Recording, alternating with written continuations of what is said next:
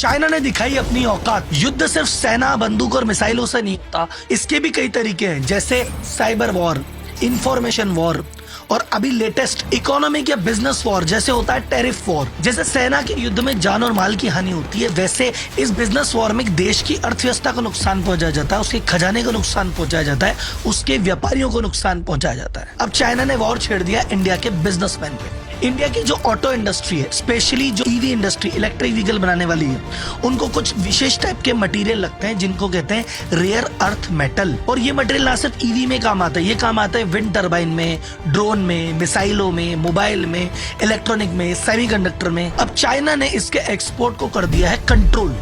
इससे इंडिया के auto sector में, मोबाइल सेक्टर में मच गई खलबली। मारुति ने कह दिया भैया हमारा 2/3 प्रोडक्शन कम कर रहे हैं ईवी का। बजाज कह रहा है भैया ऐसे ही चलता रहा तो जुलाई के बाद हमको भी दिक्कत आ जाएगी। और बजाज ऑटो के सीनियर ने तो ये तक कहा है कि भैया ये तो पूरी ईवी इंडस्ट्री के लिए खतरा है, अगर ये मटेरियल नहीं देंगे तो कैसे काम चलेगा। इंडिया का मिशन है भैया क्लीन एनर्जी बनाना, सौर ऊर्जा बनाना, पवन ऊर्जा बनाना, इलेक्ट्रिक गाड़ी चलाना। ये पूरा मिशन भैया डिपेंड करता है रेयर अर्थ मेटल पे। और चाइना अगर देगा ही नहीं तो भैया सपना हमारा धरा रह जाएगा। और चाइना इसी बात का फायदा उठा रहा है। तो सबसे पहले अपन ये देखते हैं कि रेयर अर्थ मेटल होते क्या है, इनका उपयोग क्या है, चाइना की इस सेक्टर में मोनोपोली क्यों है, क्या मटेरियल हम खुद नहीं बना सकते, और अगर बना सकते हैं तो उसमें दिक्कतें क्या है, और इस स्थिति में जब चाइना ने हमारे हाथ बांध दिए हैं तो सरकार इसके लिए क्या उपाय कर रही है। तो अगर आप ये जानना चाहते हैं कि दुनिया के लेवल में दादागिरी कैसे होती है तो ये वीडियो आपके लिए। आप जानना चाहते हैं एक देश दूसरे देश को कैसे कमजोर करता है, बिजनेस की लड़ाइयाँ कैसे लड़ी जाती है, तो ये वीडियो आपके लिए। अगर आपको देश की चिंता है, आप देश के भविष्य को लेकर चिंतित हैं, तो ये वीडियो आपके लिए। तो जनता जनार्दन की जय बोलते हैं, करते हैं वीडियो की शुरुआत।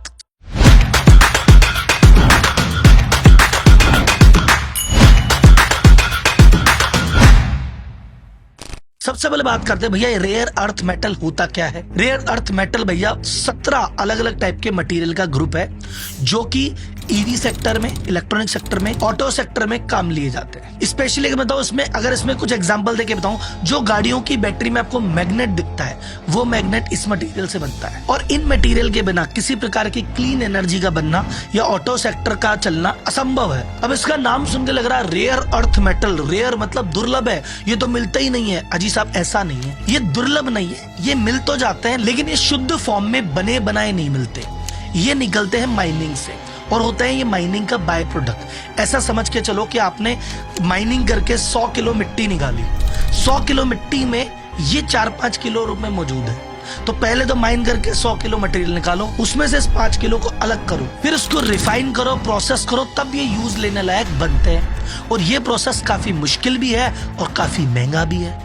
आप ऐसा मान के चलो कि आम कंपनी अगर इसको बनाने जाए तो 100 रुपए की चीज बनाने में 150 रुपए खर्चा आ जाए। इसलिए ये बहुतायत मात्रा में किसी भी देश या किसी भी कंपनी के पास है ही नहीं। इसीलिए कोई भी देश या कोई भी कंपनी इसके प्रोडक्शन में या रिफाइनिंग में पड़ता ही नहीं। अब आपके मन में सवाल आ रहा होगा, जब कोई नहीं करता तो भैया चाइना क्यों कर रहा है और चाइना इसका लीडर कैसे है। चाइना का दबदबा क्या है आपको इस फिगर से समझो। विश्व के 60% इन मेटल्स का प्रोडक्शन चाइना अकेला करता है, 90% प्रोसेसिंग कैपेसिटी अकेले चाइना के पास है और विश्व का 63% एक्सपोर्ट अकेला चाइना करता है।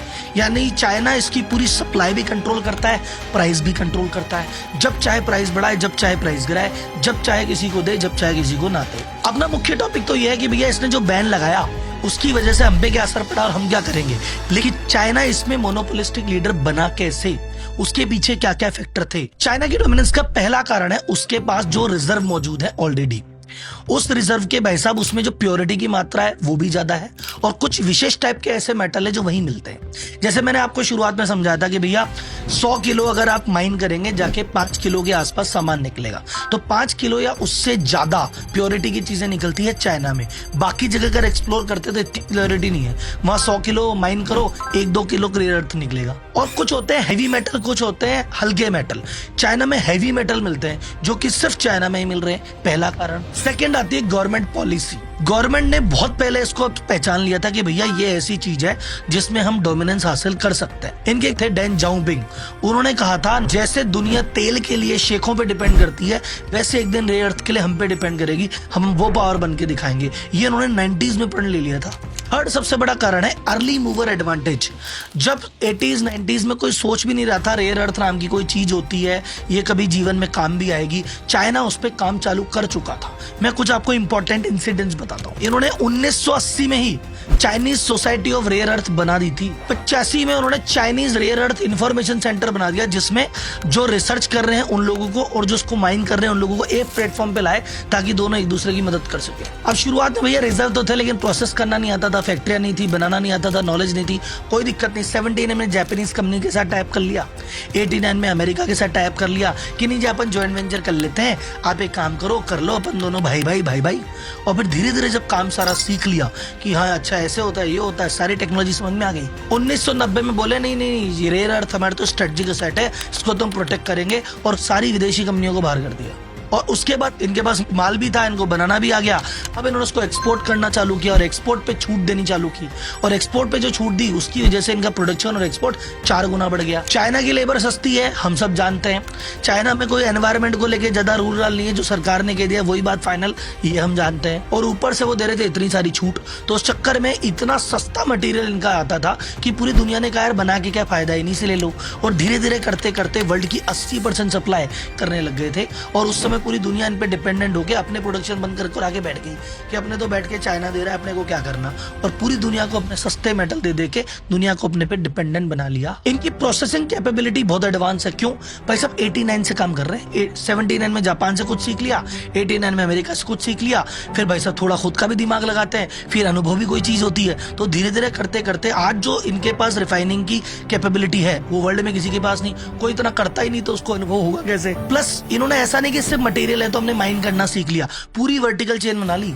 रेयर अर्थ भी हमारे पास है, माइनिंग में भी एक्सपर्टीज, फिर रिफाइनिंग में एक्सपर्टीज, फिर मैन्युफैक्चरिंग में एक्सपर्टीज, हर एक चेन के एक एक पॉइंट पे एक्सपर्टीज हो गए। तो कोई देश हो सकता है कि कोई देश इनसे माइनिंग में ठीक कर ले, कोई देश रिफाइनिंग में ठीक कर ले, पर पूरे इकोसिस्टम में चाइना जैसा कोई नहीं। ना सिर्फ चाइना खुद के यहाँ के रिजर्व को एक्सप्लोर कर रहा है, उसने दूसरे देशों में भी लॉन्ग टर्म लीज ले रखी है 100-100 साल की। कुछ देश है जिनको लोन दिया, उसके बदले लीज ले ली, कुछ देश को कुछ और बोल के ली, कुछ देश को सस्ते के नाम पे ली, पर धीरे धीरे अपना साम्राज्य पूरी दुनिया में फैला लिया।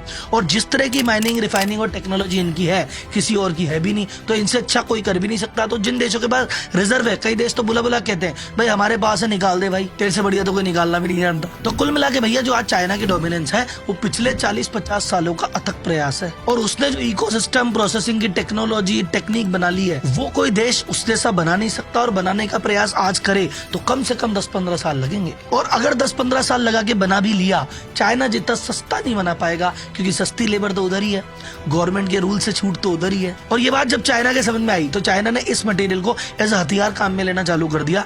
और कुछ एग्जांपल्स और कुछ डेटा आपको बताता हूँ। सबसे पहले तो भाई साहब उसने पूरी दुनिया को अपने पे डिपेंडेंट कर दिया, फिर कोटा सिस्टम लेके आ गया। कहता नहीं भाई साहब ऐसा है कि जो जितना मांगेगा उसको उतना थोड़ी देंगे, हमारा एक्सपोर्ट का कोटा है, साल में इतना ही एक्सपोर्ट करेंगे और इस देश को इतना ही देंगे, यानी मैं डिसाइड करूंगा कि इसको कितना देना। छोटा सा एग्जांपल, जुलाई 2010 में एक मटेरियल है नियोडायमियम ऑक्साइड, जिससे बनता है मैग्नेट, और ये मैग्नेट काम आता है इलेक्ट्रॉनिक में और डिफेंस में। उन्होंने कोटा एकदम से नीचे कर दिया कि नहीं इतना ही करेंगे, प्राइस 5 गुना हो गई। सितंबर 10 में जापान से कोई डिस्प्यूट हो गया, उसको सप्लाई देनी बंद कर दी, बोले जा नहीं देता।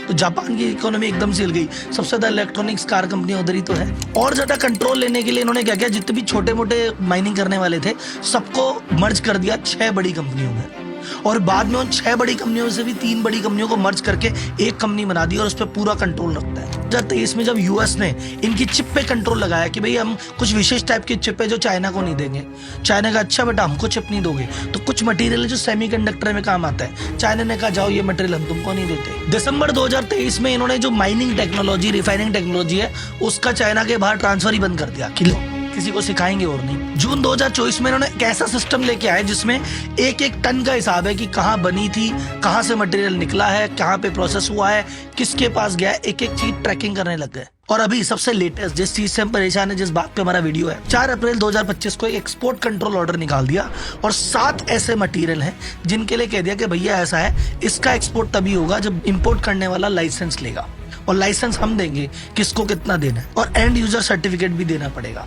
अब ये नया रूल ला दिया और अब लाइसेंस इशू नहीं कर रहे। एक्सपोर्ट होगा तो लाइसेंस होगा और लाइसेंस हम देंगे नहीं। तो अभी 30 से ज्यादा इंडिया की बड़ी बड़ी कंपनियां जो मैन्युफैक्चर कर रही है गाड़ियां या ऑटो पार्ट्स बना रही है, उनके माल चाइना के पोर्ट पे पड़ा हुआ है, लेकिन वहां से आ नहीं रहा। एक्सपोर्ट लाइसेंस की एप्लीकेशन लगा रखी है, एप्लीकेशन पे कोई रेस्पॉन्स नहीं आ रहा। तो सबसे पहली बात, ऐसा क्यों हुआ? इसका सबसे मेन कारण माना जा रहा है अमेरिका ने जब चाइनीज प्रोडक्ट पे टैरिफ लगाया तो चाइना ने कहा अच्छा तुम हम पे टैरिफ लगाओगे, मैं पूरी दुनिया के प्रोडक्शन डिस्टर्ब कर दूंगा, हमको मत छेड़ो ज्यादा। ताकि पूरी दुनिया डिस्टर्ब होगी तो यूएस पे दबाव बनाए कि भाई क्या कर रहा है तो इसको छोड़ दो सही। लेकिन सबसे ज्यादा इम्पैक्ट इंडिया पे हो रहा है। क्यों? क्योंकि इंडिया जो रिक्वायर्ड मटेरियल है उसका 96% चाइना से मंगाता है। तो इसका इम्पैक्ट क्या हुआ? भैया उधर लाइसेंस नहीं मिल रहा, तुम्हारा शिपमेंट फंसा हुआ है, तो एक तो तुम्हारी कॉस्टिंग बढ़ रही है, दूसरा वो शिपमेंट चलो लेट आ जाएगा, प्राइस बढ़ जाएगी, समझ में आता है, लेकिन अगर वो आया ही नहीं तो भैया प्रोडक्शन रुक जाएगा। मारुति सुजुकी जो अपनी यूनिट बनाने वाली थी उसने 2/3 काट दिया कि भाई ठीक है हमारा जो ईवी का टारगेट था 66% डाउन करो। बजाज वाले कह रहे हैं कि भैया जून तक का तो माल है, जुलाई तक अगर ये नहीं आया तो हमको भी प्रोडक्शन रोकना पड़ जाएगा। और ये सिर्फ हमारी बात नहीं है, हर ईवी बनाने वाले की बात है, पूरी इंडस्ट्री के लिए संकट है। अच्छा, कुछ कंपनियां जिनके पास ऑलरेडी मौजूद था वो स्टॉक को बढ़ाने लग गई है, तो उसके चक्कर में सप्लाई वैसे ही कम है, लोग बाग चीजों को बचा बचा के रख रहे हैं, तो प्राइसेस बहुत बढ़ रहे हैं। और जब प्राइसेस जरूरत से ज्यादा बढ़ जाएंगे तो गाड़ी मिलेगी ही नहीं। जो आपको डिलीवरी आज मिलनी है और 6 महीने बाद मिलेगी, और हो सकता है जब मिले तो 50,000 लाख रुपए बढ़ गए मिले। और भाई साहब ये तो हो गया बनने वाला, चलो मिल गई, उसके बाद अगर दिक्कत आ गई तो रिपेयर मेंटेनेंस में भी लंबा टाइम जाएगा, क्योंकि मेंटेनेंस वाला हाथ खड़े कर देंगे, भैया आई नहीं मटेरियल, क्या करे। ठीक, इंडियन गवर्नमेंट का प्लान है 2030 तक 30% गाड़ियां इलेक्ट्रिफाई कर देंगे और उसके लिए 60,000 करोड़ का इन्वेस्टमेंट अलग से रख रखा है। लेकिन भाई साहब ये प्लान तो पूरा ही नहीं होगा अगर चाइना से ये रेयर अर्थ मेटल नहीं आएंगे, चाइना से लिथियम आयन बैटरी नहीं आएगी। इन दोनों के केस में हम तो चाइना पे डिपेंडेंट है। तो भैया अभी इंडिया ऐसी स्थिति में कर क्या रहा है, क्या कर रही है भारत सरकार और क्या कर रही है भारतीय कंपनियां। तो अपन इसको 3 चीजों में डिस्कस करते हैं। शॉर्ट टर्म में क्या कर रही है, तो शॉर्ट टर्म में तो भैया एकदम हालत गले में फंस गई है। तो अभी तो सबसे पहले काम किया जा रहा है। अभी तो प्रयास है भैया जैसे तैसे प्रोडक्शन रुके ना, ये जुलाई आने से पहले लाइसेंस मिल जाए, थोड़ा बहुत माल तो आए, थोड़ा कम आए पर आए, फैक्ट्रियां बंद नहीं होनी चाहिए। जो कि बीजिंग में इंडियन एम्बेसी है वो प्रयास कर रही है, कॉमर्स मिनिस्टर प्रयास कर रहे हैं, डिप्लोमेटिक और कमर्शियल लेवल पे प्रयास हो रहा है। हमारे यहाँ से डेलीगेशन जा रहे हैं, वहाँ के डेलीगेशन से मंत्री से बातचीत कर रहे हैं कि भैया थोड़ा तो निकालो, कुछ तो करो। और अभी जिनके पास थोड़ा बहुत स्टॉक है वो उसको बचा बचा के चल रहे हैं।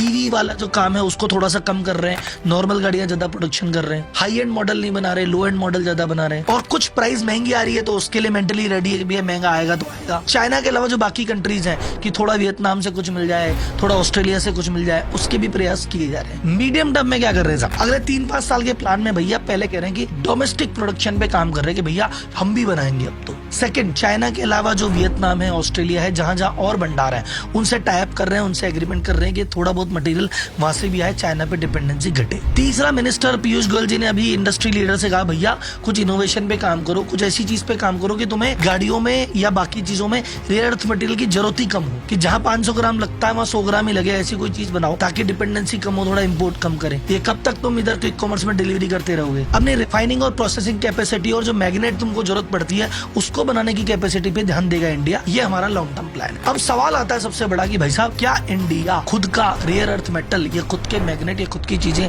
बना सकता है? आइए इस चीज को एक्सप्लोर करते हैं। इंडिया के पास दुनिया का 5वां सबसे बड़ा रिजर्व है रेयर अर्थ का, टोटल 6.9 मिलियन यानी 69 लाख टन। इतना रिजर्व होने के बावजूद भी हमने पिछले साल कितना प्रोडक्शन कर पाए पता है? 2900 टन। क्यों? क्योंकि हमारे पास रिफाइनिंग कैपेसिटी नहीं है साहब, मैग्नेट मेकिंग की इंडस्ट्री नहीं है साहब हमारे पास। दुनिया का 6% रिजर्व लेके बैठे हैं पर दुनिया का 1% प्रोडक्शन भी नहीं करते। क्यों नहीं करते साहब? तो सबसे पहला कारण आता है हमारे पास जो क्वांटिटी और क्वालिटी है वो ढंग की नहीं है। हमारे यहाँ जो रेयर अर्थ का सबसे प्राइमरी सोर्स है वो है हमारे बीच की मिट्टी या रेत, लेकिन वहां पे जो रेयर अर्थ का कंसंट्रेशन है ना बहुत कम है। मैं आपको एग्जांपल से बताता हूँ, इंडिया में जो रेयर अर्थ का प्रोडक्शन है सिर्फ एक कंपनी करती है, Indian rare earth limited, IREL। उसका सबसे बड़ा एक कॉम्प्लेक्स है उड़ीसा के पुरी में, वो 75 लाख टन रेत निकालते हैं। उस रेत में मिनरल कितना निकलता है? मात्र 6 लाख टन। वो 6 लाख टन भी रेयर अर्थ नहीं है, वो इंडस्ट्रियल मटेरियल है। उस 6 लाख में से भी थोड़ा सा रेयर अर्थ मटेरियल निकलता है, वो भी लाइट निकलता है, हैवी तो निकलता ही नहीं। यानी जो इंडिया ने पिछली साल 2900 टन रेयर अर्थ निकाला उसके लिए 1 करोड़ टन मिट्टी माइन हुई है तब जाके निकला है। तो कुल मिला के हमने कहा भैया रेत की जो मिट्टी है इसमें तो कंसंट्रेशन निकल नहीं रहा, एक काम करते हैं लैंड पे जाके ढूंढते हैं। तो इंडिया का जो जियोलॉजिकल सर्वे ऑफ इंडिया है GSI, उसने अभी तक पिछले 4 सालों में 51 साइट राजस्थान में ढूंढी, लेकिन वहाँ पे एक भी जगह उस क्वालिटी का मटेरियल मिल ही नहीं रहा। अभी बीच में बात हुई थी गुजरात में भंडार मिल गए, गुजरात में भंडार मिल गए, पर भैया उसकी क्वालिटी वो इतने फाइन और इतने बारीक थे कि वो माइक्रोस्कोप से देखने पड़ते हैं, उसके स्ट्रक्चर के लिए विशेष टेक्नोलॉजी चाहिए और वो इतना निकलेगा भी नहीं। दूसरा एक्सपर्टीज नहीं। मैंने कहा सिर्फ एक ही कंपनी निकालती है IREL, तो उसका मेन काम है इंडस्ट्रियल मटेरियल निकालना, उसमें से rare earth as a by product निकलता है, पूरे फोकस के साथ वो काम नहीं करते। अभी गवर्नमेंट प्लान कर रही है कि 1000 करोड़ का इंसेंटिव देते हैं, उनको कहते हैं इंडिया में एक प्लांट लगाओ जो कि 1500 टन रेयर अर्थ मैग्नेट बनाया। इंडिया की डिमांड है 30,000 टन की, 30,000 टन की डिमांड है, पूरी जान लगा के भी कितना बनाया 1500 टन, यानी घर में 5% भी पूरा नहीं होगा। तीसरी चीज सबसे इंपॉर्टेंट और आती है पैसा। भाई पहली बात तो मटेरियल है नहीं, मुश्किल है। दूसरा एक्सपर्टीज नहीं है। तीसरा चलो जैसे तैसे मटेरियल ढूंढ के एक्सपर्टीज लगा के निकाल भी लेंगे, कॉस्टिंग नहीं पड़ता खाएगा साहब। मैं छोटा सा एग्जांपल देता हूँ। पिछली बार हमने 53,700 टन मैग्नेट इंपोर्ट किया, टोटल हमारा खर्चा आया 1784 करोड़, यानी मोटा मोटी होता है 3.25 लाख रुपए पर किलो। तो इतने रुपए में तो हम खरीद लेते हैं और हम कह रहे हैं कि 1500 टन बनाने के लिए हम 1000 करोड़ रुपए खर्च करने की बात कर रहे हैं। सोचो क्या कॉस्टिंग आ रही है, कितना सस्ता चाइना बना के दे रहा है। इस कॉस्ट को कैसे कम्पीट करेंगे? जब तक हम बड़े स्केल पे हम भी 1.5-2 लाख टन नहीं बना लेते, तब तक भैया कॉस्टिंग हमारे बैठेगी ही नहीं, उनकी कॉस्टिंग बैठी हुई है। चौथा एक और कारण है, आज तक गवर्नमेंट का फोकस या ध्यान इस तरफ गया ही नहीं। इंडिया के पास 13 मिलियन टन यानी लगभग 1.25 करोड़ टन का हमारे पास भी रिजर्व मौजूद है, अलग अलग जगह पे। कुछ पुरी में है, कुछ केरल में है, कुछ महाराष्ट्र में है, कुछ गुजरात में है, कुछ राजस्थान में है, लेकिन इन पे काम ही नहीं हो पा रहा। क्यों? बहुत सारे कारण है। पहला, हमारे पास ले देखिए कंपनी एक है IREL, उसको ज्यादा पावर नहीं दे रखी, और उसके बाद जो पुरानी साइट है उस पे माइन करी जा रही है, नई साइट ही उसको लॉट नहीं हो रही। क्यों लॉट नहीं हो रही? पहली बात, हम एनवायरनमेंट का ध्यान रखने वाले लोग हैं, एनवायरनमेंट की क्लियरेंस नहीं मिल रही। फिर जो कोस्टल एरिया है, जो समुद्री तट है, वहां के अलग रूल है, उसकी क्लियरेंस लेनी पड़ती है। फिर फॉरेस्ट की क्लियरेंस लेनी पड़ती है, फिर जनता से क्लियरेंस लेनी पड़ती है, क्योंकि जहाँ माइनिंग होती है वहाँ कोई गाँव है, हमारे इतने लोग हैं, कहीं ना कहीं लोग बसे हुए हैं, वो धरने प्रदर्शन चालू हो जाते हैं, डेमोक्रेसी है। तो आदमी करे भाई करे तो क्या करें यार। तू कुछ नहीं कर सकता, मैं कुछ नहीं कर सकता, मैं कुछ नहीं कर सकता। मैं बता दो मैं क्या कर सकता हूँ। मैं ना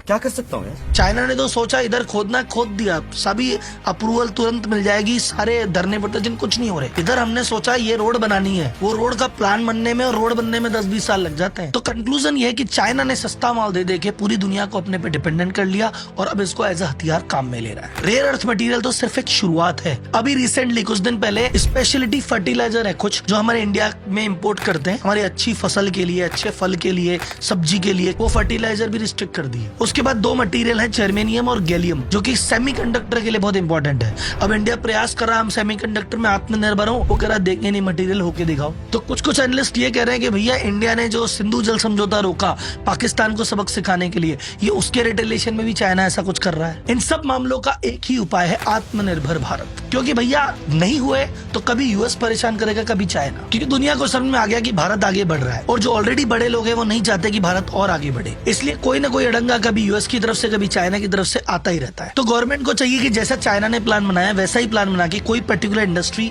या प्रोडक्ट या सर्विस में ऐसी डोमिनेंस स्थापित की जाए कि जैसे चाइना आज दुनिया को कंट्रोल कर रहा है, हम भी कोई दुनिया में ऐसा प्रोडक्ट ऐसी इंडस्ट्री पे काबिज हो कि दुनिया हम पे डिपेंडेंट हो, हम भी लेवरेज ले सके। तो ये वीडियो कैसी लगी आपको, रिसर्च कैसी लगी, चाइना के डोमिनेंस पे क्या कहेंगे, इंडिया की इस मजबूरी पे क्या कहेंगे, सब बातें अपने विचार कमेंट बॉक्स में रखिए। अपन अगली वीडियो के साथ अगली बार फिर हाजिर होते हैं, तब तक के लिए धन्यवाद। जय हिंद।